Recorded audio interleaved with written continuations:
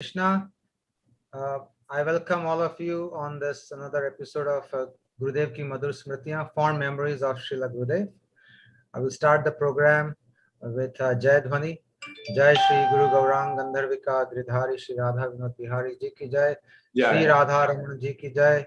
Nitya Leela Pravishta Om Vishnupad Ashtot Darsat Srimad Bhakti Vedant Shri Narayan Goswami Maharaj ki Jai.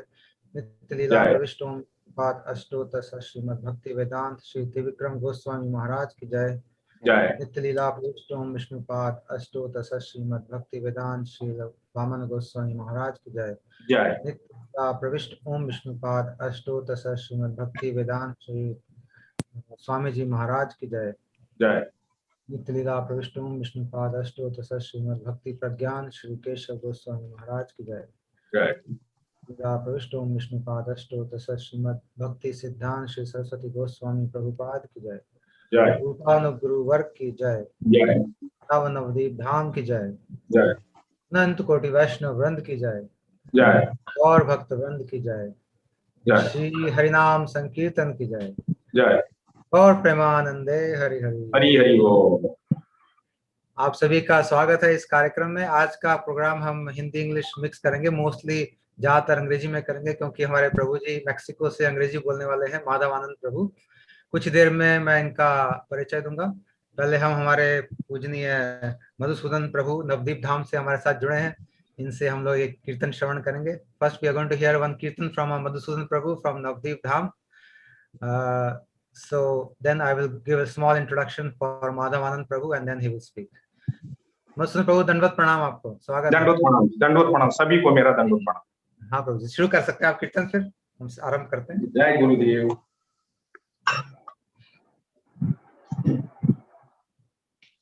गुरुदेव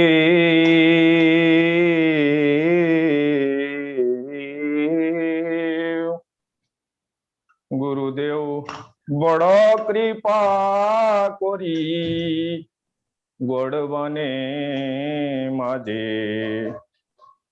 गोद्रु में दिया छो स्थान। गुरुदेव बड़ कृपा करी गोड़बने माजे गोद्रु में दिया छो स्थान। गुरुदेव बड़ कृपा करी गोड़बन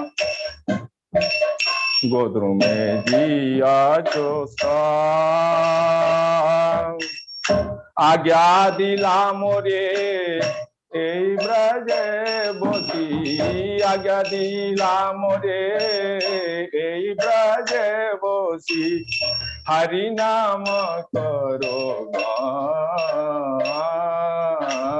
बड़ कृपा करी बड़पने माजी गोद्रु में दिया छो स्थान। गुरुदेव बड़ कृपा करी बड़पने माजे गोद्रु में दिया छो स्थान। किंतु कवे प्रभु योग्यता यार पीबे दासे रे दाया कोरी। किंतु कवे प्रभु योग्यता यार पीबे दासे रे दाया कोरी। चित्त स्थिर होबे सकल साहिबो, चित्त स्थिर होबे सकल साहिबो एकांते भजिबो हरि। एकांते भजिबो हरि। गुरुदेव बड़ कृपा करी गोड़बने माजी गोद्रु में दिया छो स्थान। गुरुदेव बड़ कृपा करी गोड़बने माजे गोद्रु में दिया छो स्थान। शैशव यौवन जड़ सुखा संगे अभ्यास होइल मंद। शैशव यौवन जड़ सुखा संगे अभ्यास होइल मंद। निज कर्म दोषे ए देह हइलो निज कर्म दोषे ए देह हइलो भजनेर प्रतिबंध भजनेर प्रतिबंध गुरुदेव बड़ कृपा करी बड़पने मझे दिया चोसान गुरुदेव बड़ कृपा करी बड़पने मझे गोदु में दिया चोसान बर्द की एखन पंच रोगे हता के मने भजीब बोलो बर्द की एखन पंच रोगे हता के मने भजीब बोलो कंदिया कंदिया तुम्हारा चरणे कंदिया कंदिया तुम्हारा चरणे पड़िया जीसु भी बोलो पड़िया जीसु भी बोलो आय कंदिया कंदिया तुम्हारा चरणे पड़िया जीसु भी बोलो बड़ कृपा करी बड़वानी मझे गोदो में दिया चोस्तान बड़ कृपा करी बड़वानी मझे गोदो में दिया चोस्तान जय गुरुदेवा शिला गुरुदेवा गुरुदेवा शिला गुरुदेवा जय पति पावन गुरुदेवा पति पावन गुरुदेवा गुरु परंपरा परंपरा गुरु परंपरा जय सचिनंदन जय गौर हरि सचिदानंदन जय गौर हरि जय राधा रमण बिहारी राधा रमण बिहारी राधे जय राधा विनोद बिहारी राधा विनोद बिहारी राधे जय राधे जय कृष्ण जय राधे जय कृष्ण हरे Krishna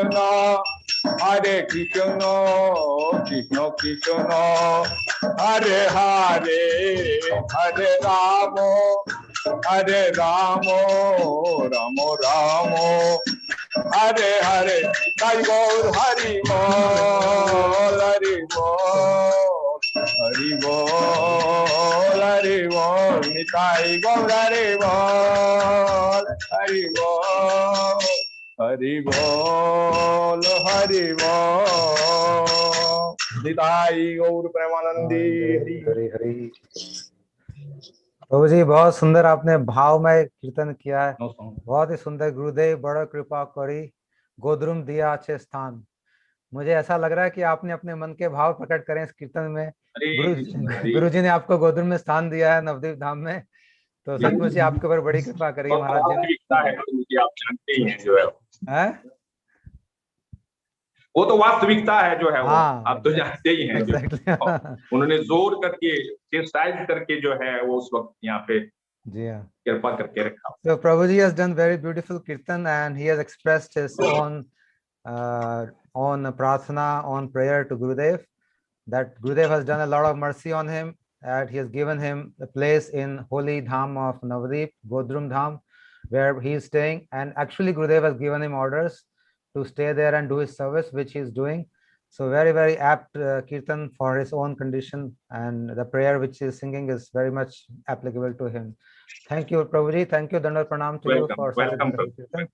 And today our speaker, first of all, let me tell you that today's program is totally by unplanned, I would say, and it is totally Gurudev's mercy. We have not planned any of these items today. In fact, for kirtan also, I requested just 5 minutes before to Prabhuji. Actually, I forgot that Madhav Prabhu said his voice is not so good, so I forgot, and suddenly I remembered. And by chance, I happened to talk to Madhusudan Prabhuji this morning, and he told me that I can call him anytime for kirtan. So I just remembered and I immediately called him and he was ready in 5 minutes. So Gurudev brought him on the program, which was without any plan. And same is the case with Madhavananda Prabhu. He is today joining us from other side of the globe, from Mexico. So thousands of miles away. And I do not know Prabhu. I have never met him in my life. And there was no program to get him on this program because I don't know about him at all. But Gurudev's mercy is such that he can bring anybody on the program anyhow. So today actually Radhika was supposed to speak, Radhika Manchanda, but she almost forgot or there was some confusion. So she said she's not ready, but so I was worried who to call now. It's such a short notice. And very mercifully Radhika herself arranged, called Madhav Prabhuji, and he very readily agreed. And in fact, he was very happy to come on the program at a very, very short notice. So Prabhuji, first of all, I must thank you very much for being here at a very, very short notice. Normally, it's not very easy to get people at such short notice. So I think he was already having Gurudev's mercy. I'm a very poor replacement for Radhika Manchand, but I have some nectar of Gurudev. Yes. So I think Prabhuji was already having some inspiration from Srila Gurudev, and probably he wanted to speak something about him. And Gurudev in a very mysterious way arranged that for him. Yes. So, well, that kirtan had so much utkanta. He's very tadatmik with Gurudev. I felt so much of his longing for Gurudev's mercy in that bhajan. I very much appreciated it. It helped my consciousness prepare for being able to speak in the glories of Srila Gurudev. Great, Prabhuji, great. So let me give a short introduction because I'm also meeting him for the first time on this Zoom. I've never met him before, even though he's a very, very senior devotee. He was given initiation by Srila Gurudev in 1997. That is second year when he went to the West. 96 he went. So 97 he got initiation from Srila Gurudev in Bejar. Then he spent the next 13 years traveling with Srila Gurudev as much as he could, serving in various ways throughout his global travels. So I must say Prabhuji is very, very with a lot of association with Gurudev in all this, so many of his travels and so many places. Then he worked with Govindas Bliss Bar Company and always ready to serve the devotees with his awareness of healthy prasad and holistic healing. I did not know about this Bliss Bar at all. Today morning I was talking to Vijay Krishna Prabhu. He had lived in the US for some time and he told me about this company that they used to make some protein bar sort of things. So he gave me something. I don't know what is happening now to this company. He said now we don't hear about it. But yeah, it used to be very popular at that time. So today I got to learn this also. And then he is based in Maui. They hosted Srila Gurudev first few years, and he was fortunate to attend most of the Bejar and Hawaii festivals and bring many fortunate souls to Sri Gurudev's lotus feet. So as you can see, he has done a lot of service in bringing a lot of fortunate souls to Srila Gurudev in his lotus feet. So today we have Pujyapada Madhavananda Prabhuji from Mexico. Actually, I'm in Austin, Texas right now. Oh, okay, sorry. No. So from Austin, Texas. Yes. So we are going to hear about his experiences, about his anubhutis, realizations, and about his journey, spiritual journey, how he came to Gurudev, how he met him, and then how he met various other devotees and how he was blessed by Gurudev's, he was touched by his energy and how he is directing his life even now and how he made his life so beautiful and successful. So Prabhuji, thank you very much, first of all, to come on the program and then it pronounced to you. And you can start. You have a lot of time. You can speak till 9 hour and a half you have, yes. Om Jnanatmarandasya Gyananjana Shalakaya Chaksutam Jena Tasma Shri Gurave Nama Om Vishnu Vedaya Radhikaya Priyatmane Shishima Bhakti Vedanta Narayana. So I thank you for doing this service to inspire all of Gurudev's devotees, especially ones so fallen such as I, to be able to be engaged in the service of speaking about his glories, because for many devotees, our Harikatha is not so bona fide. I can't speak about Krishna's pastimes. I can't speak about Mahaprabhu's pastimes with any real relationship. But anyone who's been touched by Srila Gurudev has a little bit of potency, no matter how many faults, to be able to glorify their guru from direct firsthand experience. And I've always loved that from hearing from the devotees of A.C. Bhaktivedanta Prabhupada and any senior in the Guru Parampara speaking directly of memories. So I'm, when expressed in a humble way. So I'm very grateful for the fact that I have had so much of Srila Gurudev's association, and always wishing that I could have been of more service. And now I realize there's always more service to Sri Guru. And it's just about having that taste and that enthusiasm. So I'll begin with my story.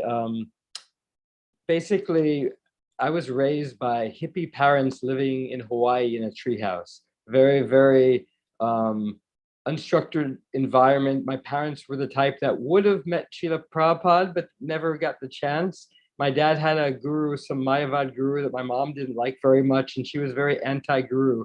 And she had her high school boyfriend who was supposed to meet her in Hawaii go off and be a brahmachari at the Honolulu temple. So even before I came in, Krishna took her high school boyfriend. Then when I ended up being a devotee, she was very first worried because Krishna had already stolen her boyfriend, and now Gurudev stole me away. So the quality of Krishna is that he's a thief. And so over time, I had the experience of meeting the devotees, hearing the mantra, but I was very not interested in any organized religion. I wanted to do everything in my own terms. And bit by bit, I learned to hear some Harikatha, but in Maui, where I was, the guru there was not very much someone who I had so much faith in, but I felt that it was good to hear the Bhagavad Gita, the scriptures, but I still did not have much faith. Then I read Shri Guru and His Grace by Bhakti Rakshak Sridhar Dev Goswami Maharaj, and that made it very clear to me what the position of Guru was. And I realized that this person was a preacher. And so I just put out that desire for a pure Guru. And then by Guru Pranim, the first disciple of Srila Gurudev, Krishna Vallabha came with a picture of Gurudev, and on Guru Pranim, I saw his picture and knew that was my guru, that was my teacher. And at this time, I had not very much a favorable experience with ISKCON, and so it was very difficult for me because I was into chanting, but I did not fully respect Srila Prabhupada because I felt like ISKCON was a very bureaucratic religion. I had all of this resistance to ISKCON. So very mercifully, Srila Prabhupada came in a dream to me, and I realized I was dreaming. I'm like, I'm with Srila Prabhupada, and he started instructing me and speaking to me, and I realized, wow, I'm dreaming of Srila Prabhupada. He must be a pure devotee like my Gurudev. I hadn't even met Gurudev yet, but I had faith in him because I had seen his picture and I knew that he was real. And then Srila Swami Maharaj came to me, and I was like, okay, they're both real. Now I have to meet Srila Gurudev. So I went the first time to the mainland from Hawaii in like 5 years. And I go there to meet Srila Gurudev, and I could feel from like about 100 feet away this presence that I was about to meet someone that was like an avatar, like there's unlike anyone I ever came across before. And the moment I connected with Gurudev, I knew, yes, this is my eternal father, spiritual teacher that I was looking for.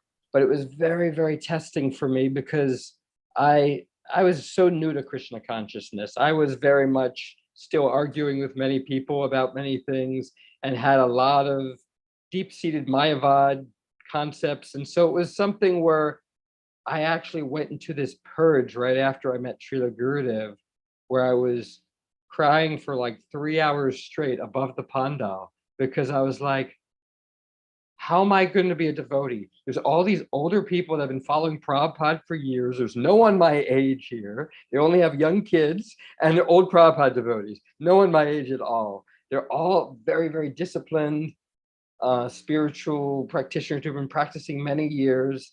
And I'm just getting into this all my friends are hippies. I know he's a pure devotee, but how am I going? I just saw so much suffering of being not able to practice with all these very exalted devotees who I was still like getting to know, and a very, very higher standard than I'd ever met at all as far as sadhana goes. And then I just saw, I was 22 years old. I was just like, oh, I have so many material desires. I'm just getting interested in Krishna consciousness. It's chanting and dancing, hearing some philosophy. But now I know this is real. Srila Gurudev is real. Krishna is real. I can feel it emanating from him. And what am I to do now? I have no austerity. I was raised in hippie parents. I have no ability to be anything in this organization. They're also young kids who are raised vegetarian, pure devotees, and so I was very much concerned. So I was out there crying for a couple hours, going, I have no material life, and spiritually, I'm such a baby, and I've been given this very high spiritual teacher who I do not know how in any way I can serve. So I was there, and luckily the only person that came to check on me was Shamarani Didi, who came up to me, and I don't even remember if she said anything, but she just looked at me with those eyes of, I know exactly what Srila Gurudev is doing to you. He's doing heart surgery, and you'll be all right. And so she arranged a darshan for me, a private darshan for me to get some instruction. And so this was pretty much the simplest darshan that was so very deep, because it was just like, he looked at me, it was like, I want you to become hollow like a flute, and so Krishna can play through you. And I felt like just the tears of just washing away, of knowing that I have so much material desires. Gurudev is so pure and so merciful, but I know it's a long road ahead of me, and I can't pretend it's anything different. So it was this quality of insurmountable mercy, and this fear of knowing that this isn't a game anymore. This isn't just preaching center, chant, take prasad. It's not anything that's chanting at a rainbow. This is like, you're in front of a representative of Krishna. You know now that the scriptures are real and that he's real guru. You've got nowhere to hide in Maya anymore. So it was just very difficult, not having like a whole youth assembly. Nothing's there yet. Nothing's organized. It's just a sadhu, a small little spiritual community up in the mountains, and a bunch of families there. And so what was so magical at that point is what I realized when I had learned about Srila Prabhupada in the early days, being in New York City at Matchless Gifts, where it was just it was no institution, and just the sweetness of Prabhupada extending mercy, trying to offer some advice to the devotees. But it was something where he had no organization. It was just he was giving morning classes of all Harikatha, Damodar Leela, and, just checking in all the devotees. And it was just something where I realized, wow, I am so fortunate to be in such close proximity with such a pure devotee, and I don't even know how to behave. I know that there's a lot of ways I'm supposed to act, and I'm just learning them, and I'm realizing that, wow, I was feeling obligated to bow down to this person who was taking the role of guru in Maui, and I was never really feeling it. But when Srila Gurudev's in the room, I just fall flat down automatically, because spontaneously within my heart is a seed of Raganuga Bhakti. That was why I'd never had so much of attraction to much of the ISKCON temples. I ended up going, a funny little story, right after initiation to New Dwarka, because I was homeless hippie. I came to the mainland with like little no money and just stayed with a friend's house here and there. So I'm in New Dwarka as a new Narayan Raj devotee, all shaved up, and not knowing anyone, not knowing where to go, but not realizing anything about the sectarian politics really so much. So I'm here wanting to ask some questions. There's a Ratha Yatra's parades going, and everyone's asking me, who's your guru? Because there's a very much a fear of Narayan Raj disciples. So I end up asking Hridayananda Maharaj in front of the temple, what should you do if you are constantly hearing people make offenses to your guru? Because I would be telling people, they'd say, who's your guru? It's like the first question they'd all ask. And I'd say, Srila Bhaktivedanta Narayan Maharaj. And they'd say, whoa, you're new at it. You took it. You should be reading Srila Prabhupada's books. You can't be hearing, So I was hearing all of these very offensive comments. And so I just happened to go ask the GBC. I've done this a lot where I seemingly unknowingly start something. So I ask him this question, and the first thing he says, well, who is your Gurudev? And I go, Srila Narayan Maharaj. As soon as I say that, a big crowd comes around, and there's like 45 or 50 people, a bunch of guru coolies, and then a whole bunch of devotees are all going around, and he's going off and saying he's going to Srila Prabhupada's temples and taking, and I'm trying to remember things that I had heard from some of the devotees in Hare Katha. And I'm like, oh my God, I'm debating the GBC, and I just came into this like a couple weeks ago. It was just one of those funny karmas where I ended up seeing so much of the sectarian politics, but I was so much like a young bhakta in love with this guru and so amazed by it. I was like, how can these people be practicing so many years and just trust the institution for them and not wanting to go and see themselves who this intimate servant of Radharani, like, I just couldn't understand that because I guess of my nature of not really trusting authority so much, I came in directly like, oh, wow, he's controversial. But it wasn't really the force of attraction. It was because I saw his picture and I knew he's a pure devotee. I heard his voice. He's a pure devotee, I can tell. And so I was like, I must go right away to hear from him. So the Hare Katha that year was not way over above my head. It was on sadhya and sadhana. I thought very, very simple. And so I just didn't know anything about how devotees made money because I knew that they would just travel with Gurudev everywhere. And that was like what they would want. So I was like, okay, well, how can I do this? I was in LA, I was young, and I was thinking, well, if I can model, I can be able to make some money. Yeah, I was very desperate. And then I was like, oh my God, this is so much Maya. I couldn't do that. I would go around some of like the Mayavads because I was really into raw foods. And after receiving initiation from Gurudev, all of the Mayavad Katha was just so much more intolerable than before I was given initiation. So I was like, wow, I really don't want this association, but how am I going to, make money to be able to be with Gurudev? And so by fortune, I ended up meeting some of the devotees, Upananda Prabhu, who's now Avadut Maharaj, Sadhananda and Jayanta, and they have the Govindas Bliss Bar company. And so when they all came to Maui, I ended up distributing all of my raw food Mahaprasadam to all the devotees, and then they tasted it and like, we want to work with you and and have you work with our company to be able to design stuff. So I had immediately, my association was living in the Bliss Bar company with all the devotees, doing kirtan every day and making the Govindas raw power food. So I was learning how to take what skills and services inspiration I had to serve the devotees. Now that company is no longer working, but like 5 hours from here is Gopal's. It's a thriving company hiring a lot of devotees. They have a farm community. And so they basically were the reincarnation of Govindas. So where was this company based, Prabhuji?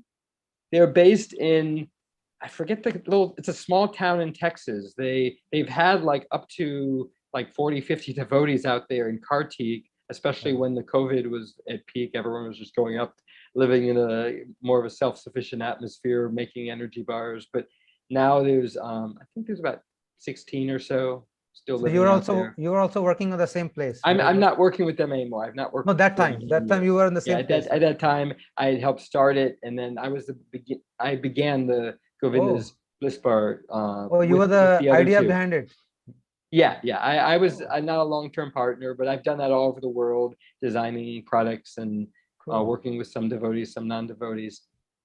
But that was just my first year with the devotees. So after that, my life was kind of caught between wanting to work with the Govindas, different projects in America, but then Srila Gurudev would always go back to Oahu to do his more private programs for Nishinga Chaturdasi, and I was given initiation on Nishinga Chaturdasi, and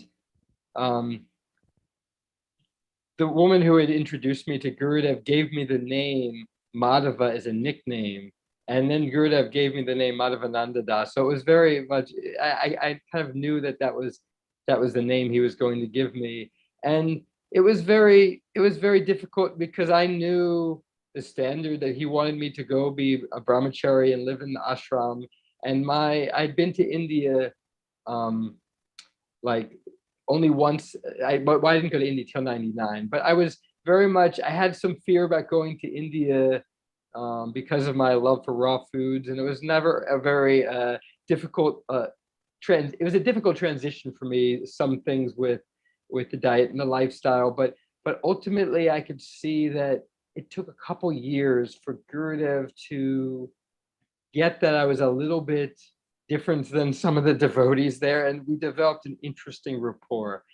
But the first couple years, I was sometimes wearing a Muslim hat or very unique, very non-devotee clothes. And so it was kind of something where the first couple years, especially, I was so attracted to Gurudev, and there was a handful of very unique devotees that somehow caught within the preaching of Maui and some of the other places we'd travel.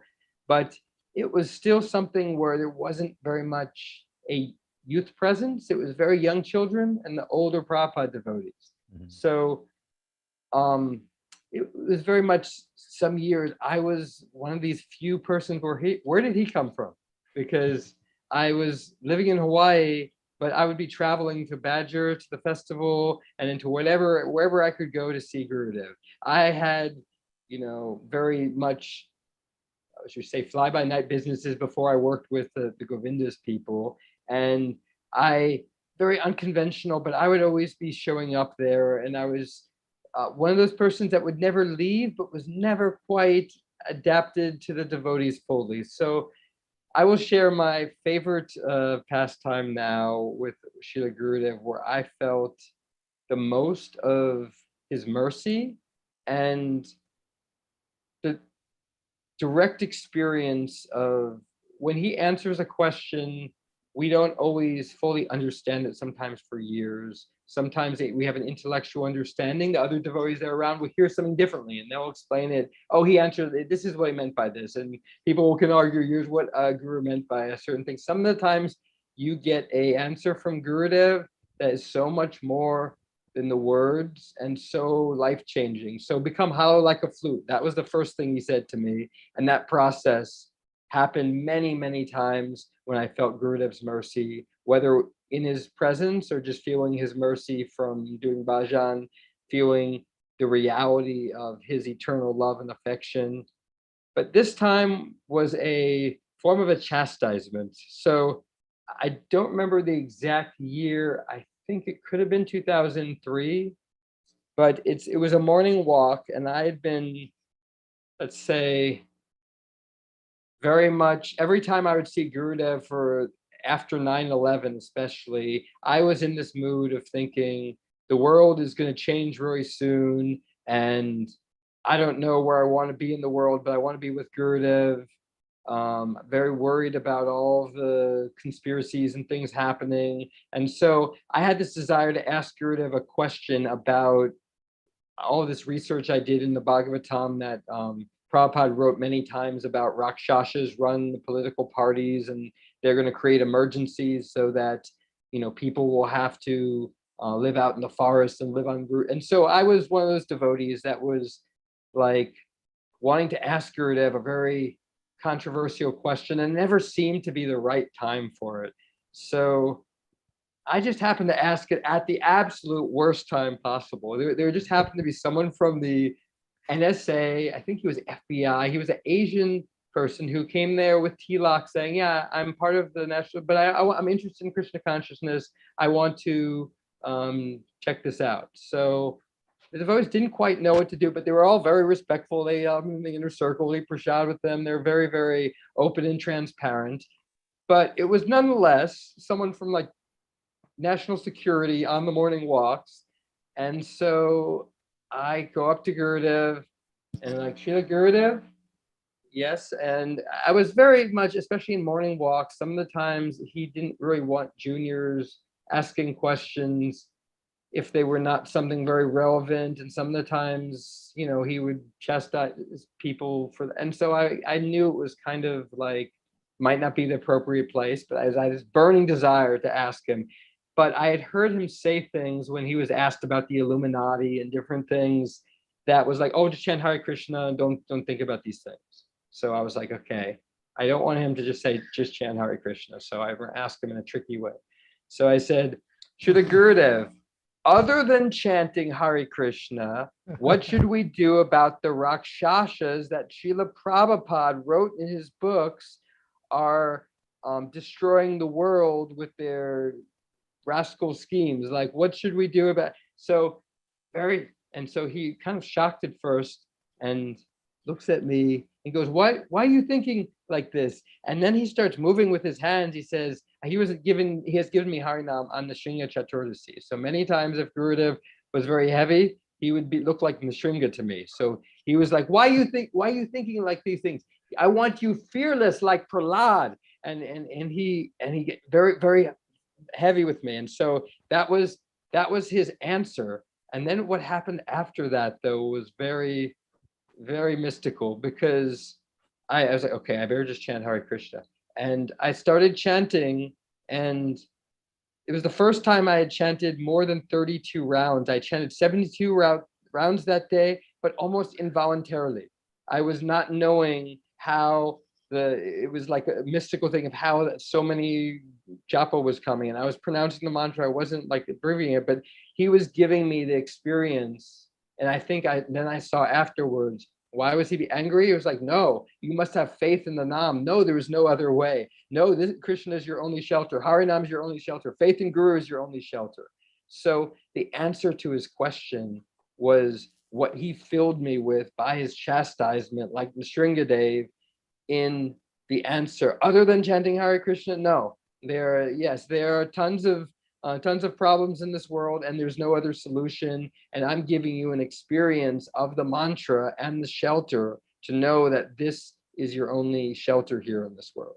So that was an experience for me that was it was actually on video. I think it got taken down. There was a lot of video, but it was one that really made a lasting impression of how when the acharyas, when we sing the bhajans in our youth, the way I did, I just remember hearing some of the heavy bhajans of Bhaktivinoda Thakur, hearing, oh, my life is pathetic. I cannot do bhajan now because I am afflicted by the threefold miseries. When you're young, you hear those things in a very different way. As you get older and you understand how much of a distraction you have, how much mercy you've been given, and then you think about, oh, I don't want to think about the material things of this world, but I have to focus on my health. Oh, I have to focus on finances. And when I was young with Gurudev, I knew that every moment I was around him, it was an investment in my spiritual health, my spiritual wealth, that I needed to sacrifice whatever. Oh, shoot, if I stay focused and grounded here and not go to Badger or not do this, I can focus more on my material life. And I would never do that.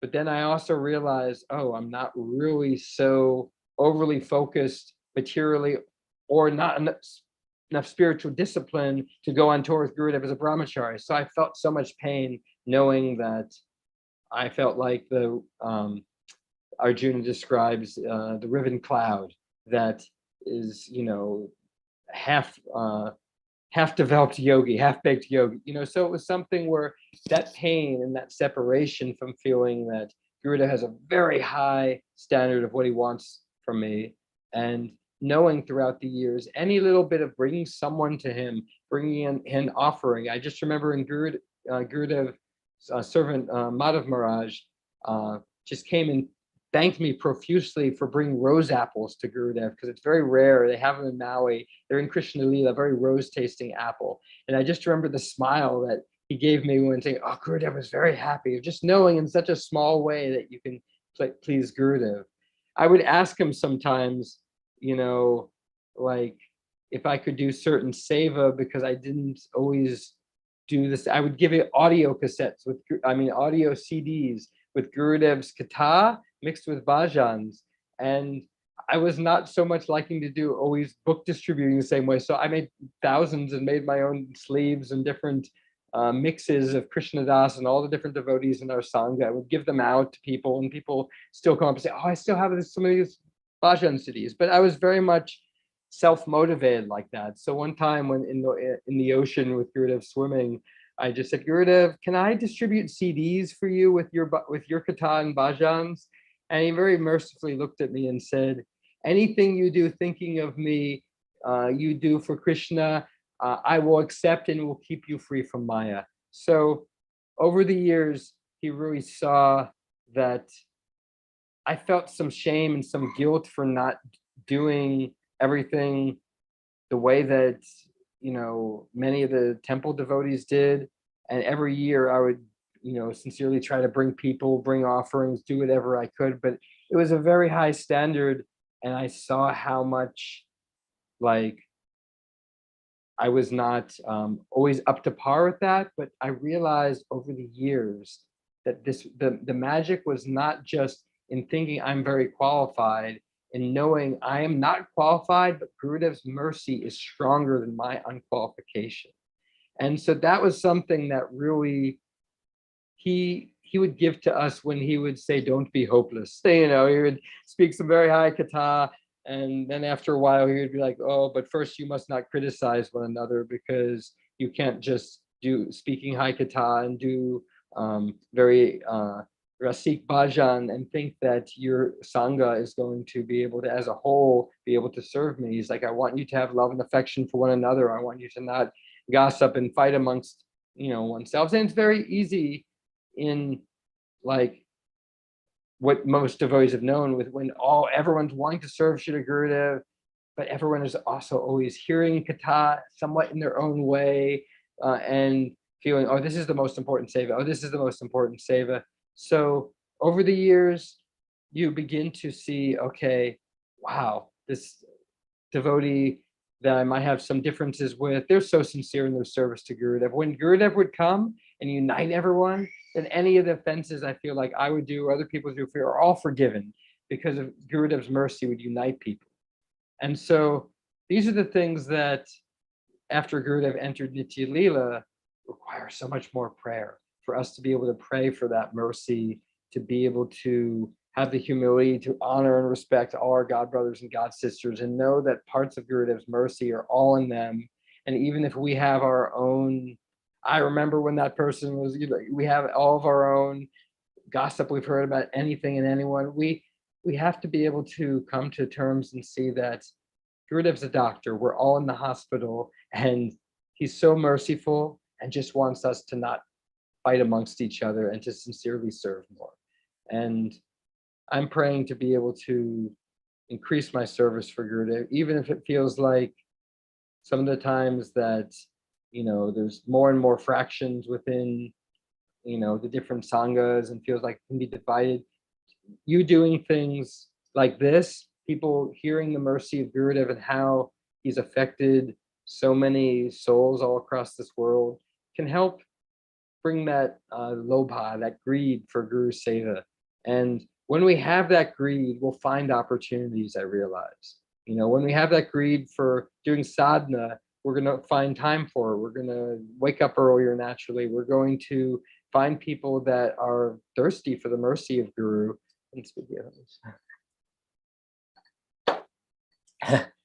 And want to hear Harikatha.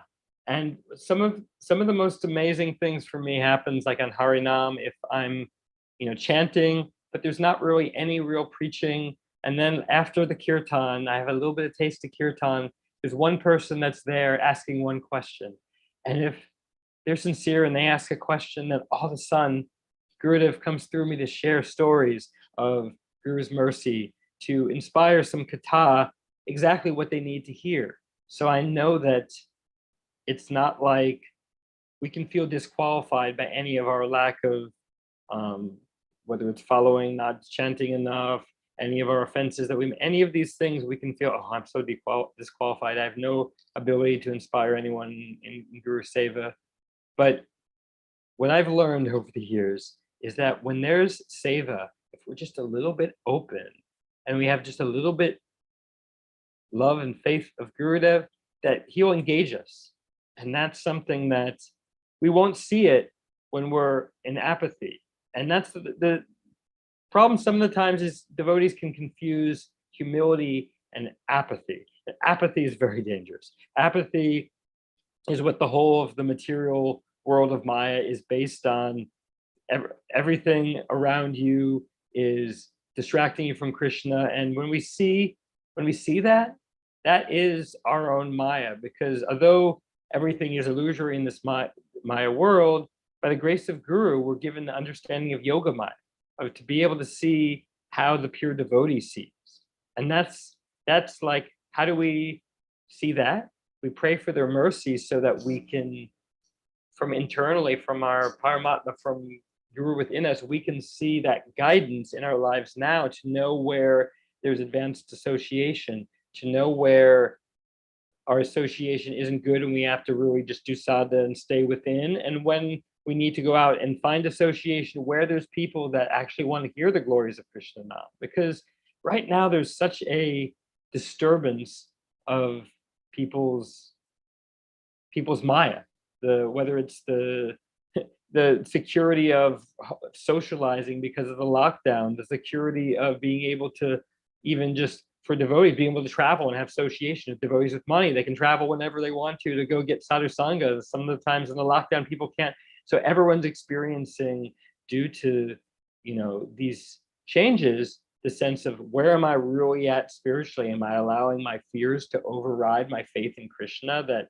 all of these things that seem to be materially caustic in my life, whether it's with my health, my business, my family, all of these disturbances, how is Krishna's mercy in this? How can I see Guru's mercy in this? And how can I actually engage in more sincere prayer? So that's my prayer right now, that we can all remember these things, because Guru's mercy is really alive in anyone who's been so slightly touched. It's not just about, like, I may have had more association. There's many more exalted devotees who've had, just like Srila Prabhupada, he didn't have so much association with Bhakti Siddhanta, but he took that very, very strong and seriously. And I think any person who's met Srila Gurudev, even just 2 experiences that I had, I'd say permanently changed me and allowed me to be able to access and open that remembrance of Guru's mercy and to know his instruction of what he wants from me, of how to serve. And that's enough to make anyone's life successful and to be able to not give up hope, because it's easy for, especially now with so many things with health and financial challenges and challenges within different people's freedoms within the countries that are going through so much because of these things, that people can get apathetic. But when we can actually realize that Guru's mercy gets stronger when there's more difficulty, we just have to be able to surrender more and not allow our mind to be subject by other people's infectious fears. Because so much, there's that discernment that is with any illness or with any amount of information propaganda, where we have to have, if you don't have sadhana, if you don't have good sadhana, then our mental discrimination for what is lies and what is real in the world, we will be so bewildered by so many, whether it's news or conspiracies, so much distractions for our mind. So whenever I feel Gurudev's mercy, he gives me that reminder, only I can give you this wisdom and discernment to know what's going on in the material world and to know spiritually what you need. So being able to have that sadhana, so you can have discernment in your mental and in your physical life of what you expose yourself to in the form of association, because it's very much not just something with a disease. It's really right now people's fears and submission to very much very dangerous agendas that are based on exploitation. There's so much of that going on in the world. And when we do sadhana, we can hear Gurudev and Krishna Gauranga's message that gives us the liberation so that we don't have these material fears of things in this world, but know with strong faith that Guru and Krishna provide a way, and we need to continue just serving and doing sadhana. And I pray that any little bit of something I've said may have inspired a small amount of faith in Sri Guru, then my life is successful. Great, Prabhu. You said you came to India. So how long was your trip? You said you came only once. Oh, I came to India only twice in this lifetime. My first trip was in 1999. I'll just speak a little bit about that. I was very unprepared for India. I came with one of my best friends who I'm living here with now, who's a devotee of Bhakti Pramod Puri Maharaj. And during this time in 1999, there was not so much provision for Westerners. We didn't have a special nice place to sleep. We had like usually a curtain between male and female devotees. Yes. And people be coughing all night. It was very hard to sleep. And my health was not so good there in India. I had every 3 or 4 days, I would have to go back out into Vrindavan and come back from Parikram because my stomach was not feeling so good. And so I was able to be a part of many of the parikrams, many of the holy places, but it was still something where I was feeling very like I was in over my head at that time. But I still got some good impressions. The second time I came to India, I did not have as much. I was actually flown in from a princess related to Krishna's dynasty for work. It was a very unique story in Mumbai, but that was a whole different. So really, most of my association with Srila Gurudev was in the West, in Badger and in Hawaii, and many morning walks and things in Hawaii, and then in Australia. I saw him in Australia as well for some festivals. So you said Hawaii is your home. So Hawaii is my main home. I'm traveling now, visiting friends in Texas. Yeah. Okay. So when Gurudev used to come to Hawaii, you were there with him all the time, right? Yes. I would come. The first 4 years he came to Maui, and they started coming to Big Island. He would always come to Oahu for writing. The Oahu was some of the most intimate times because after like 2000, there was a very big entourage of people all over, and so for the devotees in Hawaii, we had very special small darshans, and he was out by the ocean and writing, and he was very, very calm. There's such a difference when Gurudev was in his sadhu mode and in his yoga acharya mode, because it was like, because of the fact that I was able to spend the first couple years seeing him mostly in sadhu mode, there was this quality of seeing this Vrajvasi, very, very like absorbed in his sadhana and just wanting to speak so much high Harikatha to us, and seeing, after the first couple of years, I have to back up a bit. I'm gonna read the 24 gurus and speak some very heavy things so people can know that I'm not just Sahaja speaking Harikatha, that you must follow all these. So he backed the first couple of years, it was just I wanted to speak sweet Harikatha to you and nourish the Bhakti Lata Beach. And then he was like, there's so many people from so many different backgrounds, and I want to speak these things, but I have to make sure that they're following the basics. And so over the years, I could see, I don't want to say disappointment, but there was this quality that after the first couple of years, he had to come more onto Madhyam. The guru is always an uttam, but he has to extend himself to speak for many things that he doesn't want to, just because the devotees need to hear these things. So just the fact that I got to hear so much of his katha in this early point in time, I developed that faith in knowing that, wow, I know I've heard stories of Krishna and the gopis, Krishna with Mother Yashoda. He was all speaking Damodar, very sweet the first couple of years.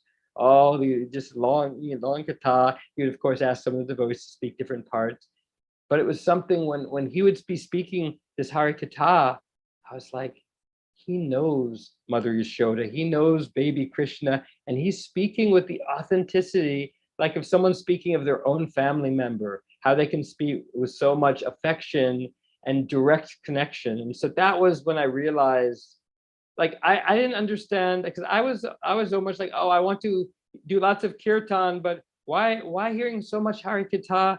Why we not just do so much, because I came in from the hippie side wanting to just do lots of kirtan, take prasad, and this is spiritually very energizing. But the Mayavad, they experience the Shakti of kirtan, and very, very, over so much association.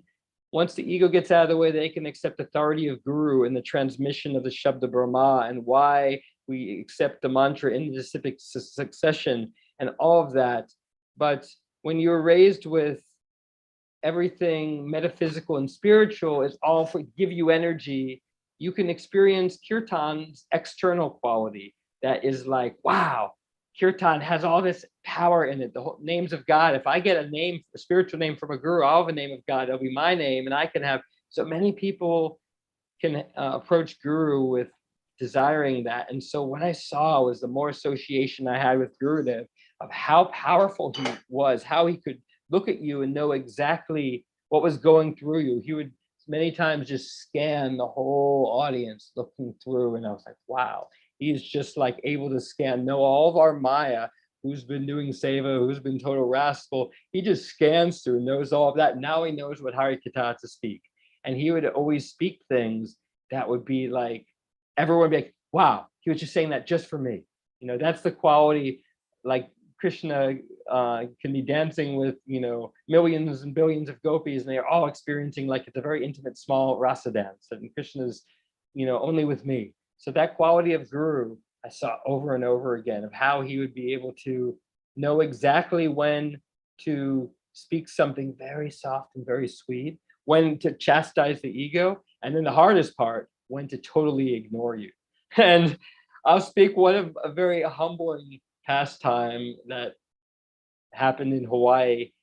Some of the times in my youth with Krishna consciousness, I would meet people that be very, very interested in chanting, but from many mixed backgrounds. So it just so happened that this year I meet a woman who was into the Santo Daime, which was a group in South America that was very into chanting, both Hindu and Portuguese. They would take this drug called ayahuasca, and they would do these ceremonies, and they had a whole tradition mixing Catholicism, and then they would do different Hindu. It was very mixed, but there was a big church of these people in the Santo Daime in South America that before I had introduced him to my girlfriend, they had just initiated a church of 35 members who had all seen Srila Gurudev in their vision before he showed up. And so they all came, they all took initiation. It was quite a interesting thing for the devotees, because all of a sudden out of nowhere, 35 of these native Portuguese who had no experience in Krishna consciousness all came to meet Srila Gurudev.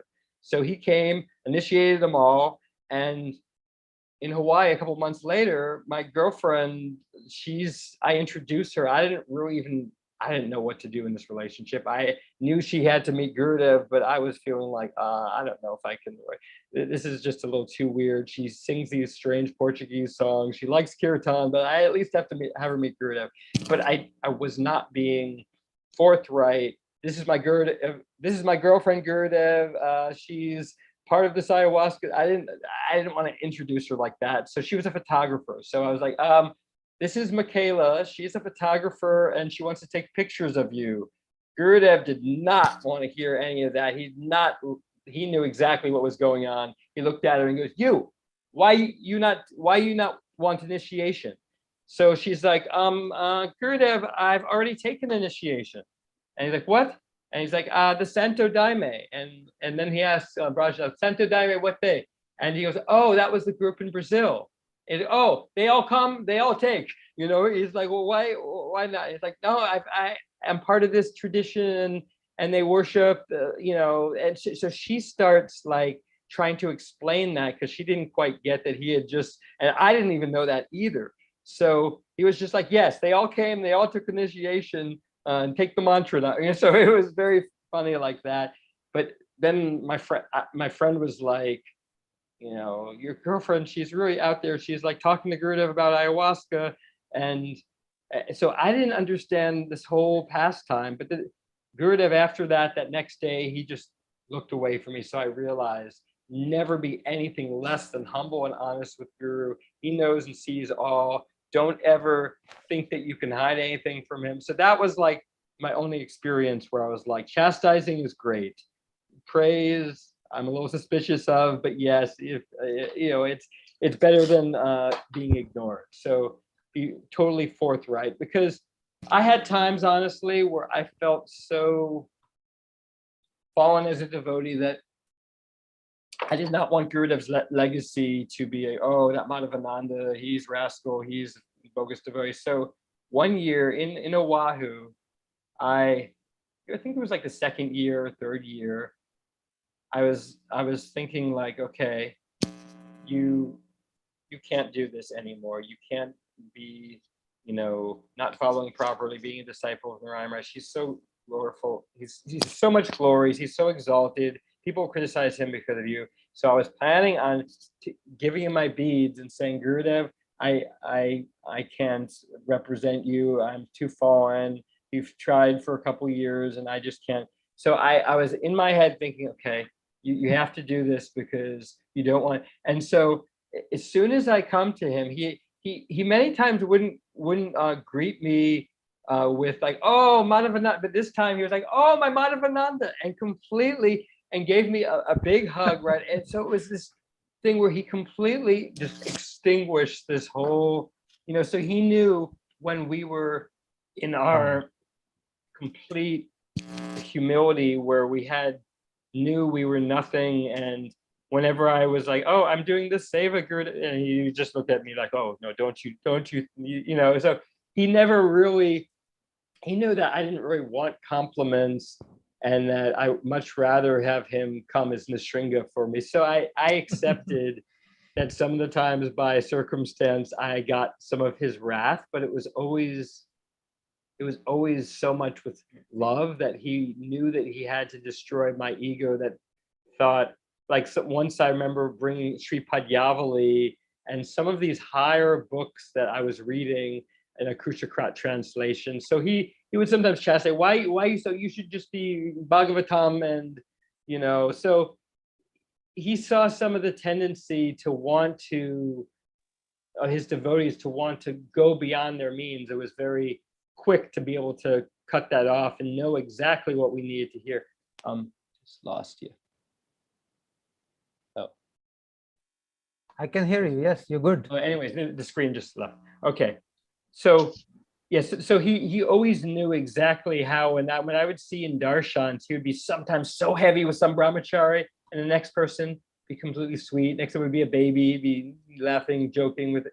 So there was never anything personal about whether he was praising you or chastising you. It was exactly what Krishna within him would be doing, because we need guru that never has any ulterior mundane motives. They're always completely new in the moment, you know, not just hankering, oh, what will other devotees say? What will this other institution say? And that was something that I always admired, that he was controversial in that he knew that what he was giving in very high rasi kata, even though he would back it up many times accordingly, his mood that he knew was the essence of all the acharyas and what needed to be given for future generations. He would say that some of the times, like when he gave Gita Govinda, he was like, I'm not giving this because I think you were qualified, but so that is a qualified version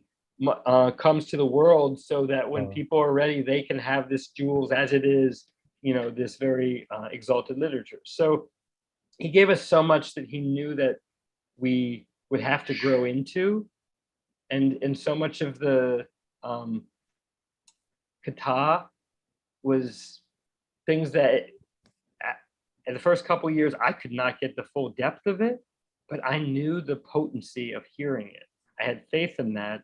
And what I pray, that I do know is true, that when you have any bits of mercy, it just takes the udipan, the stimuli of his devotees or any sincere jiva inquiring into the nature of Sri Guru. Because as I said, I can't tell you from my experience with Mahaprabhu, with Nityananda, with all of the acharyas I have not had personal direct darshan. I have felt moods of different acharyas and Radha Krishna and different experiences. But with Gurudev, when you have any of his association, that depth is so powerful that its mercy has changed so many souls that there's never really enough of that kata, because it's unlimited, really, because so many people he's touched, and there's always more stories. So what I can see you're doing is you're archiving the kata of Gurudev, the glories of Gurudev. We have done so almost a large storehouse. 120 programs on this. 120 people have already spoken, and there's so many more to come yet. So it's going ongoing for so long. Yeah. Yes. You're right. Okay. I've actually gone over what I thought I was. No, you have time. You can speak if you want. Yeah. Okay. I will actually just wrap things up. I think I've given enough. I'm grateful for the engagement in this service, because every time I'm not able to, glorify Gurudev at a program, some of the times by my travels over Asia and different places, I've not had. Some of the times Gurudev has come so merciful in dreams when I've not had association on special holy days. And I know that Gurudev's mercy extends so far beyond where we can know. Some of the dreams, I actually had one of my rare dreams with Gurudev the morning up before the eclipse, because I've been an astrologer most of my life. I'm very much orthodox when it comes to eclipses and try to disregard any material engagements and focus on bhajan and pray. So the morning before the eclipse, ended up my good friend Govinda Dasi, this Prabhupada devotee from Hawaii, she was there, and we're in this small cave, and Gurudev was just in his lungi, and I was going to chant away from this hot spring and all these people so I could prepare for the eclipse and chant, and Srila Gurudev is there. And so it was something where I was like, oh, once again, I'm trying to take shelter from the holy name, in the holy name during the eclipse, and Gurudev is coming into my dream, reminding me that it's like, yes, I am your shelter. I am always here. I am always here with you, and just waiting till you stop the chatter of your own mind, ego, all of the other miseries in this world trying to direct you, and hear Paramatma. Because once we fully surrender our hearts to Gurudev, even just once, it's like that is there as Paramatma, that we can pratyahara, drop all of the engagements in the world and tune in there. And Gurudev instructs us from within and instructs us how we can have greater association. And some of the times in this world, it's very difficult when many people, many devotees too, are going through much difficulties, and we want to have good association, but everyone's going through karmic, turbulence. And we know that when we access the holy name, Gurudev's there to give us taste and give us strength, so that we can rise, put our feet on the head of these challenges, as he would always say. He many times had to just say very, very simple things with so much faith. And that was what I realized when he said, you become hollow like a flute and Krishna will play through you.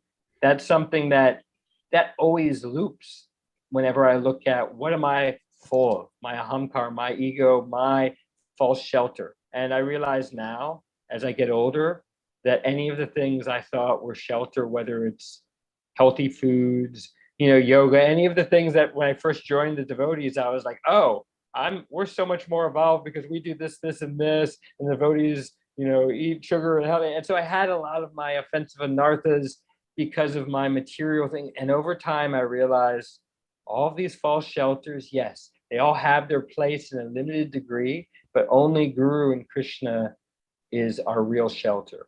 And all of these shelters are going to disappoint you later.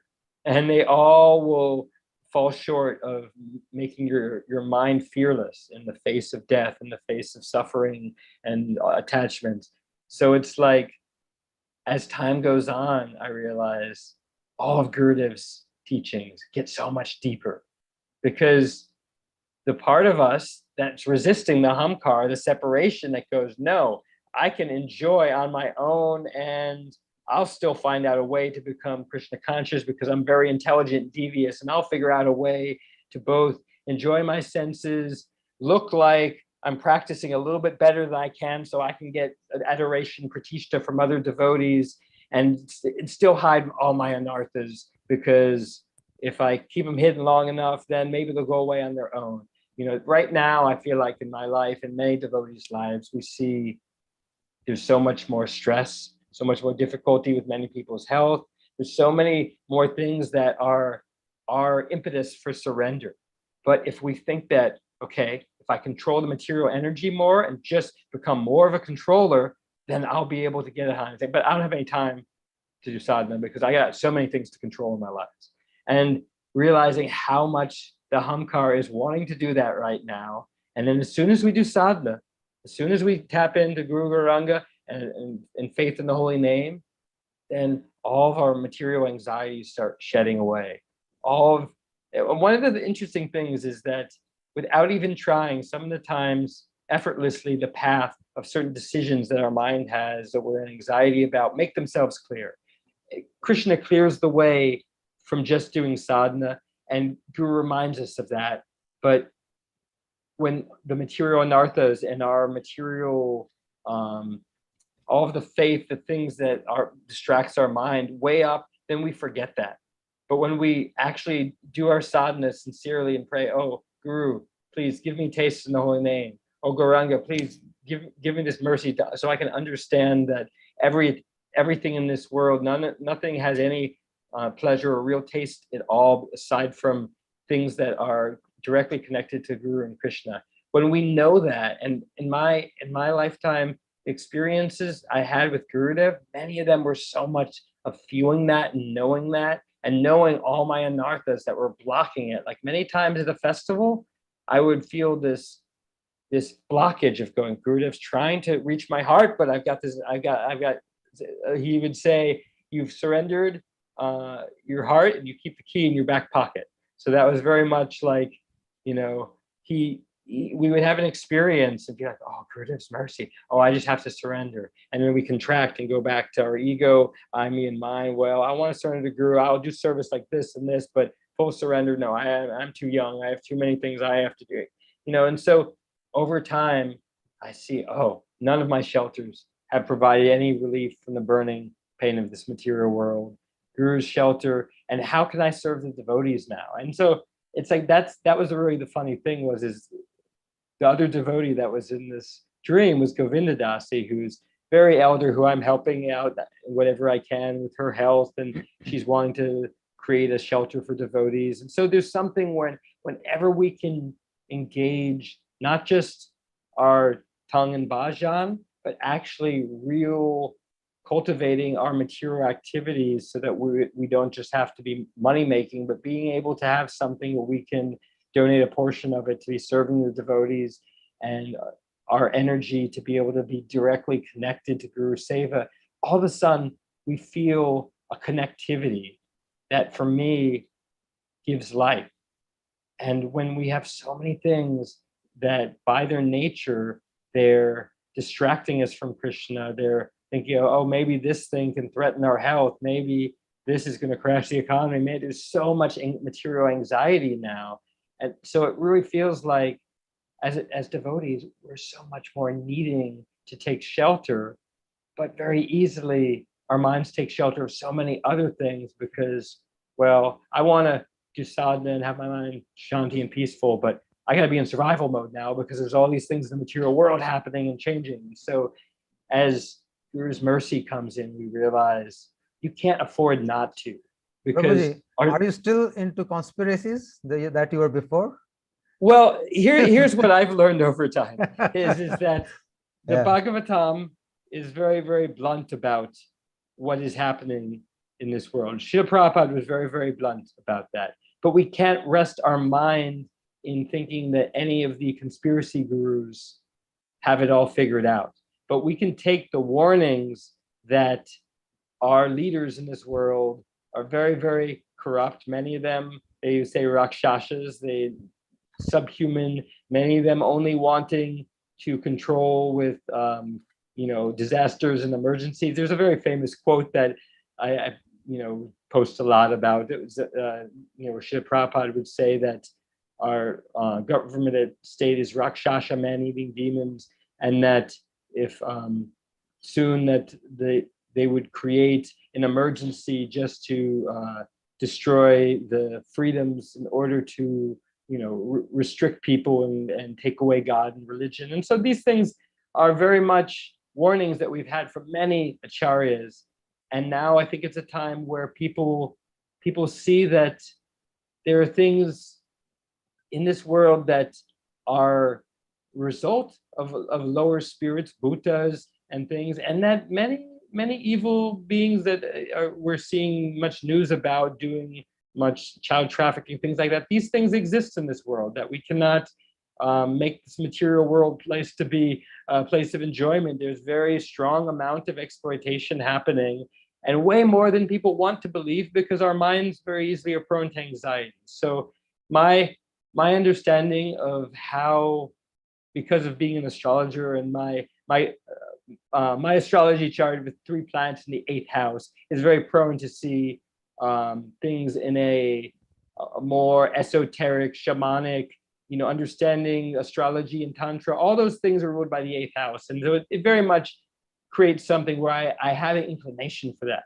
But what I see what Gurudev did for me was he was like, yes, all of these things are real, and your shelter is the holy name, and just get that very clear. That experience gave me the understanding that he didn't say, oh no, this isn't how it is. The world is run by very, very good people. He wouldn't say anything like that. It's something that he also knew was probably a very difficult time with NSAB. It was just not the most appropriate time, but that was just kind of my karma at the, at that.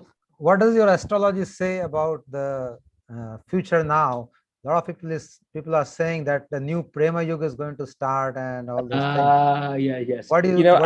I would tell. I could talk a very long time about this. I will speak very simply about this. That people love to hear anything, like how all videos are done by dopamine addiction. If there's a lot of likes, if you have a title that's very extreme on a video, everyone will watch it. Yes. So people with astrology will be very happy to hear something.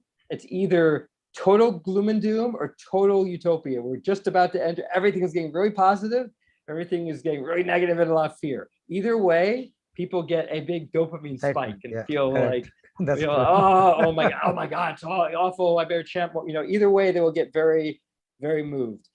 I understand this cycle of this year and many things, that there are many waves and cycles where things can change a lot, and there are also much things happening right now that are getting very opening the curtains so people can see things that they were calling conspiracy, that they were saying, oh no, these things couldn't be real. So a lot of very evil people, like the people running the medical system and doing many false charities, things like that, they're going to get held accountable. And there's a time where that has to happen, and it's a good thing, but it's also, there's like what they would say in I do Western astrology, not just Eastern. I've studied some of both. My father introduced me to astrology at a young age, and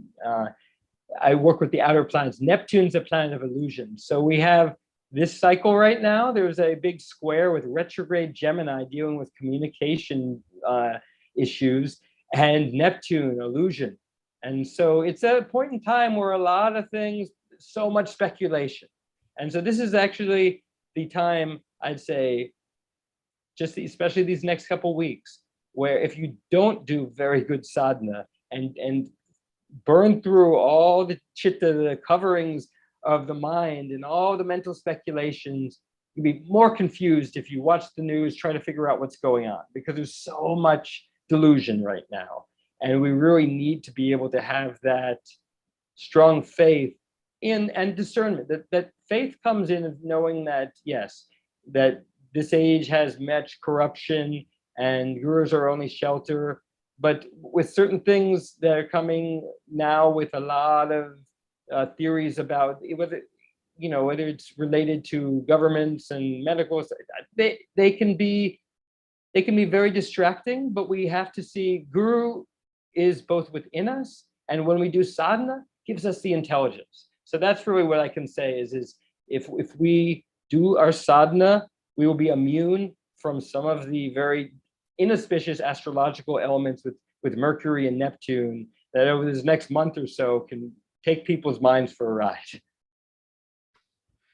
Okay, Prabhuji, thank you so much. It was so nice to hear your story, how you started as a hippie and now you are a devote, I would say a very high class devotee. Depending on Srila Gurudev's mercy and not trying to depend on anything else in the world.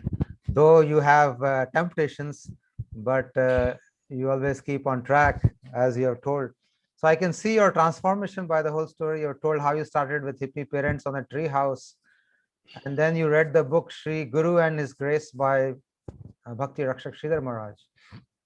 So these books could be very, they could change your life as it has changed your life. I can see Bhakti Rakshak Sridhar Maharaj, these liberated souls, when they write, like how Gurudev has written so many books, and each book is capable of changing life of so many people. So with that book, you got to understand what Guru is and how it is. And you saw Guru Purnima, you saw Gurudev's picture for the first time. And then from 100 feet away, you felt his presence like avatar. That was a wonderful description. And it's like you could feel his magnetic field, his aura from 100 feet. So a person who can feel from 100 feet also need to have a good receiver, I would say. Not everybody will feel this way as you are feeling. So you had that capability to sense Gurudev's aura from so far. And then you, very honestly, you described yourself as a 22-year-old boy with many material desires, not fitting into the Sangha. Either they were old people or they were children, but you were like a youth for 22 years old, not finding any company around, but you carried on. And I must say that there's many exalted devotees in the Sangha that gave me much mercy, like Shamarani, like Bhaktivedanta Ranya Maharaj, Prem Priyojan was very supportive. I hosted him many times over the years, and he's so busy. I've been trying so long to get him on this program, but I can't find a date for him. He's always very busy nowadays. His katana is so sweet. I'm so grateful that you've put this together. So it's exalted.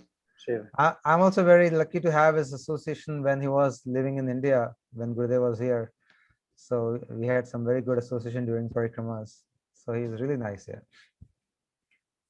And then you also talked about your condition, that you described it as Arjun described, like a cloud flake, not in this material world and not even in the spiritual world, crying like you had no material life, and spiritually you were like a baby, you described.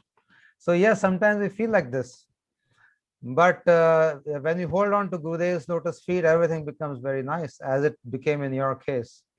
And you also described how Shamarani helped you. And then Gurudev gave you a very strong instruction, which is valid for all of us, I think, and we should try to follow it in our life.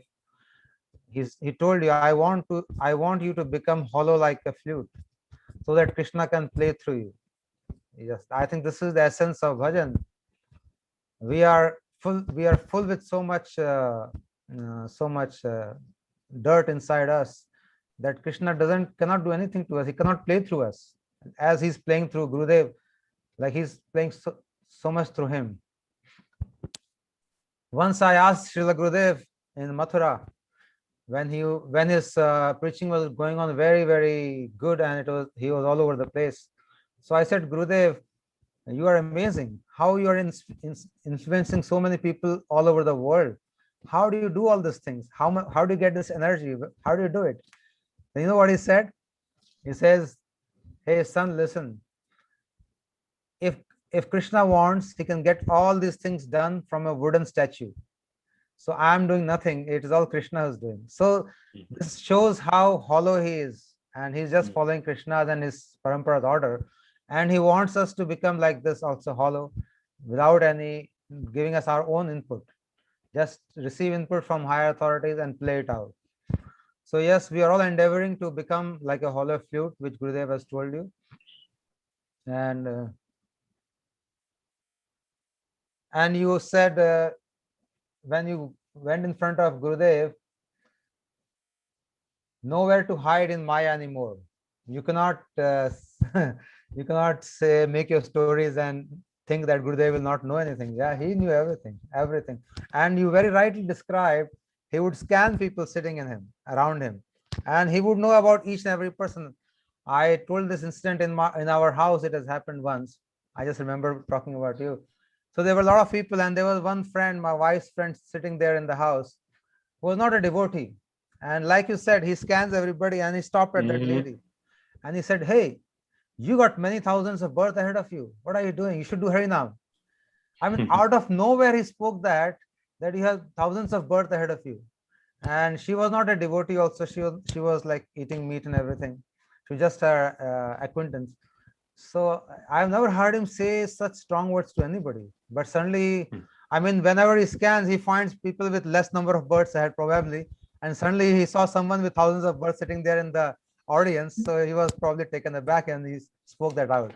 So yes, he would know everything about everybody sitting around him. And then you also said very nice, whenever you went to Gurudev in the room, you fell down automatically without anything. This is what happened to all of us. You just feel like lying flat in front of him. And then you talked about ISKCON. How can these devotees trust the institution so much and not see the Guru themselves? This is, I think, very, very important. We sometimes believe more in institution than in Vaishnava or a Guru or a Sadhu. And sometimes we do not want to step. Sometimes we see appearance of a Sadhu. Sometimes we see which institution he belongs to. Gurudev always warned us against it, that no, Sadhu is a Sadhu. You should always respect him. And Gurudev also gave example of that shlok by Raya Ramanan about Laulyam, Kutoapi Labhyate. That then he explains, Kutoapi means what? From wherever you get this greed for Radha Krishna, you should get it. It does not say from this institution or that institution. So yes, you were right in your thoughts there. And then then you said Mayavad Katha was so much intolerant to you at that time after you met Gurudev. And before you met Gurudev, you were into a little bit Mayavad. And you were like hippies are, I think they're already not attached to anything. It's not very difficult for hippies to become a devotee. Gurudev used to say, all the hippies have become happy now after meeting Prabhupada. And so yes, because you have very less attachments anyways. So Mayavad became intolerant. And then you talked about feeling like Prahalad because you got your initiation on Narsingh Chaturdashi. So yeah, the Gurudev gives you very strong chastisement all sometimes. And again, you talked about your condition in between. All of us are in this condition, what you're talking about, like half-baked yogi and not brahmachari. So in between, like when you traveled with Gurudev, you said that you are not like up to that, all the brahmacharis and sannyasis who were traveling with Gurudev. So we are sort of in between most of the time, most of us. And then you said very, very powerful statement, which I really loved so much. You said Gurudev's mercy is always stronger than my disqualification. Yes, this is very important, I think. And this is so true for all of us. We should not think that we are so disqualified. Gurudev's mercy is so many times more stronger than any kind of disqualification.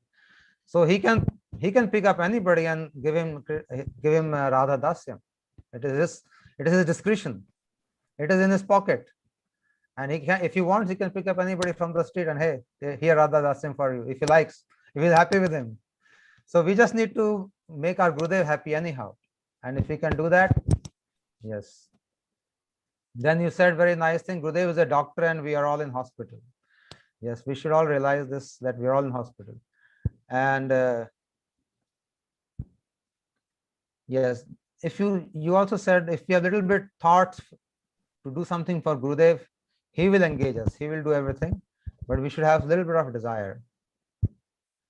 And then you talked about how Gurudev used to tell his kathas, Hari kathas, like he was a family member of Krishna and Gopal, like he's saying all those things and he's talking as if he's talking about his own family. Yes, he was indeed a family member. I remember one of his videos, a Western lady asked him, Gurudev, have you ever seen Krishna? She asked directly. Most Westerns are very direct in their questions.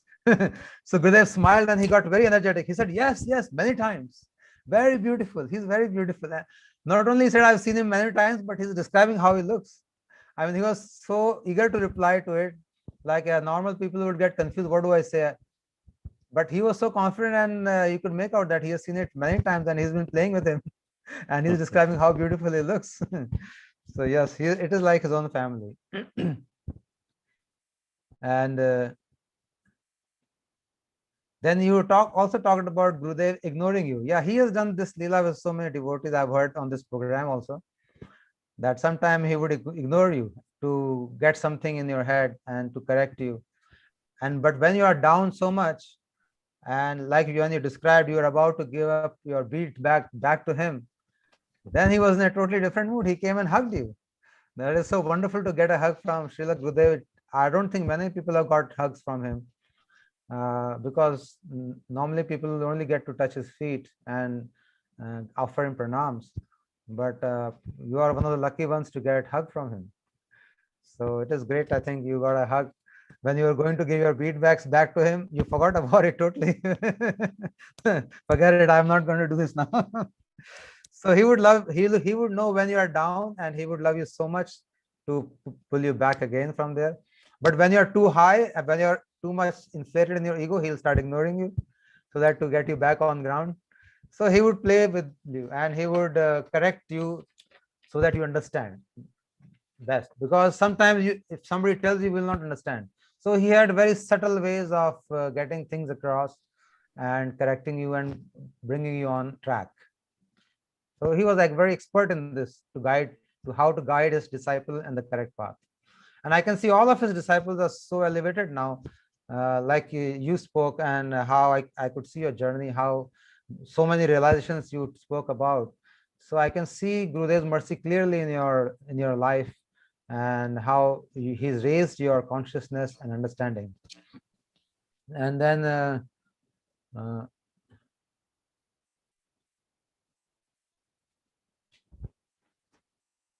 oh, you talked about Gurudev's Harikatha. He said, I'm not giving this Harikatha because you're qualified, but I'm giving, if a qualified version of you or someone comes ever in the world, he can understand. Yeah, sometimes he would speak for the future. He would say, when he was writing his books, I've heard him say, these books you will not realize now. After 100 years, people will realize what I have written. So he is writing for after 100 years for those people also. He's so merciful in time and space, I would say. Like his mercy is spreading all over the globe. It's not limited to India or a village or a town. But look, he went to Mexico, he went to US, he went to Hawaii, he went to so many countries. And not only in space, but in time. He's going 100 years ahead and giving his mercy to the people who have not yet been born on earth. He's writing for those people. And he's telling, you will not understand this now. After 100 years, people will start little bit understanding what I'm giving here. So merciful he is beyond time and space. And then you spoke very nicely, made the statement, drop all of your engagements in the world and find time to be there with Gurudev. That's what you did. And I think it's very, very intelligent and smart thing to do, that you left all engagements and you traveled with him, because now you can do what engagements you have to do, but you cannot travel with him now.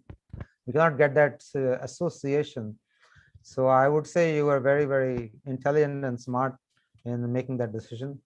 And It's then funny, lastly, that was one of the things that being a gypsy like hippie was good for, the fact that I was like very quick to drop all my material engagements and tour with through heaven. Yeah. You are already there. It was a very good investment. That anytime I thought about like what would you gain materially from missing out in Gurudev, when I would think about missing out in this darshan, I realized, like, I think 1 year I didn't go to Badger. I didn't leave Hawaii to go to Badger. And I just realized, what did I gain materially? Not much. I thought maybe I will have my business be more stable if I don't just take off and leave in the middle of the summer. And so it's something where I after that, I learned, I was like, I'm not going to miss any Harikatha if I can so help it, because I know it's an eternal investment that you never know when the Acharya will leave. And especially after 1 year in Maui, a couple years before he entered Nitya Leela, he was like sick past time at a Houston hospital, and all the devotees were there. It was actually the most enjoyable festival because they were all in Hawaii, this beautiful retreat center. So we're all excited for Gurudev to come. And then we realized, wow, all of this stimuli and without Gurudev here. So it was just a total separation fest, which was amazing at that. But realizing that Gurudev would be gone soon, and it was, I could feel that that was the quality, that hold on to this feeling of separation, because he's going to be in Nitya Leela, and you have to have that separation mood, you know, even while he's here. And that was really some of the times the most amazing darshans for me happened just from missing him while he was still on the planet, but like not being able to see him for financial reasons or whatever. It was like then he would come in that separation mood. And so when I remember that and think about that, I realize that's the power of the Uttam Bhagavat. They're eternal. They come for these temporary pastimes so that you can remember them, regain that faith of what it's like, of feeling like, I'm inviting you in, Gurudev, into my heart and soul. Please clean out all of this. Please do the hollowing for you. When he gave me initiation, he said, now you must cut your hair. Hippie had long hair. Your hair and your material desires. And I was like, I will cut my hair, Gurudev, but you got to help me with the material desires. And so it was like the hollowing of the flute is a constant process. So what he said when you asked him to clear your material desires, he said, I'm going to do it. Yeah, well, he I don't know if he said yes, but I know he knew that was the process, that there was no way around. And I was very afraid, because I was just like, yeah, I was just in that place in my life where I was actually just recovered from being really sick like 2 years ago. So like 2 years before, I was in a space where I was getting into Krishna consciousness, but my health wasn't there. I didn't have much prana. And so I was just getting my prana and my youth and vitality back after being ill. And I was kind of like going, oh, now I'm just getting my health. And I'm like, oh, the devotees are, I'm going to be like a Brahmin. It was like, it was very, very much something that I knew would be challenging. But over time, Guru's power, Guru's desire of knowing that I would never be the same again. I would never be able to think I'll be happy just from material means alone, or that any material desire is worth that much chasing, no matter what it is, if I can't have the service of the devotees and I can't be, you know, worshiping my Gurudev. So yes, Prabhu, this decision which you made, it's not easy for most of the people to drop all engagements and to do satsang. It is not an easy decision for people stuck in Maya. They are always thinking of material terms. They're always thinking how much money I'm going to lose. So a lot of people cannot. What I've learned now is that I don't get that much money for my work. I do okay here and there, but if I can, when I get any bit of money that's extra what I need, what I find the most rewarding thing, like I was doing this in Bali, I hosted Radhika and Vijay, hosting Prem Priyod, hosting sadhus for me is the best investment in my spiritual health, because I get to serve, help others get Harikatha and Kirtan from a bona fide source, and I get naturally enlivened. So that's been since Gurudev left, especially whenever I've had any bit of Lakshmi and I can do that, if I can increase the taste and greed for Harikatha and quality Kirtan from our Parampara, then I know I will feel enthusiastic and happy. Spiritually, I will get some sukriti and engage many people in Krishna Seva. And so that's so nice, Prabhuji. That's so true. My advice. I know it works. If you have exalted kirtanir and prefer, sadhu who can speak Harikatha in an environment that will be received, that is the best use of finances for me. I found the most rewarding investment of any amount of dollar I spend on anything more than any entertainment. It's so rewarding. Very nice, Prabhuji. Very nice. I think there cannot be a better investment than hosting sadhus, hearing Harikatha, and organizing kirtans.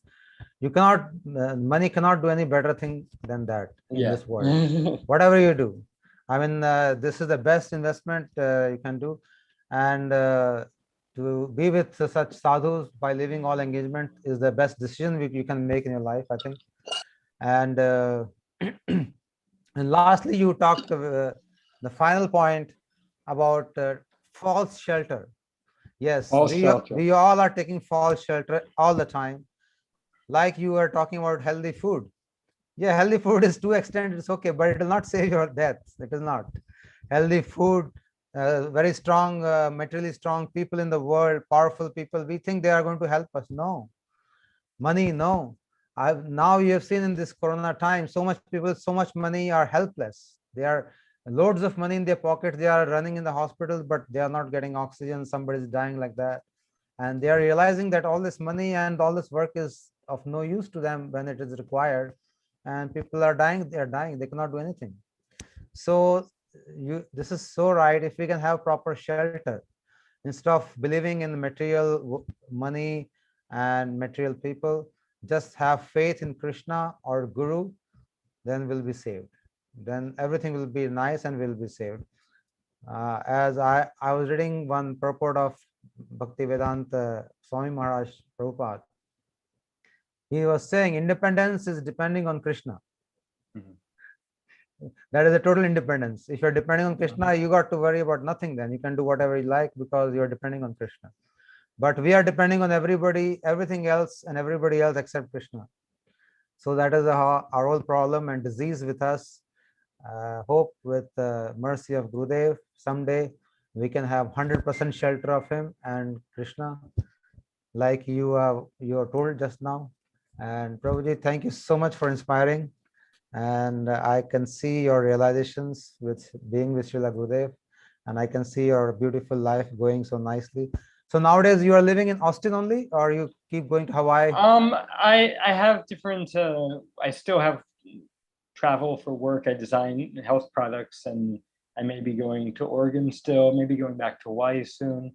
It's actually a very, because I understand astrology, it's a bit inauspicious right now for me to make excessive plans until this next month is over. So I'm now focusing on praying for that mercy of Krishna, a couple of different material things, seeing how they end up, and if I'm going back to Hawaii just now, because there's a festival happening with Siddhanti Maharaj that's kind of tempting, but it's I can stay here and serve him here with the devotees who are going to be serving him in July as well. So anyways, I'm praying for the wisdom in every moment to be able to make correct choices, to have more engagement in Seva of Guru and the Vaishnavas.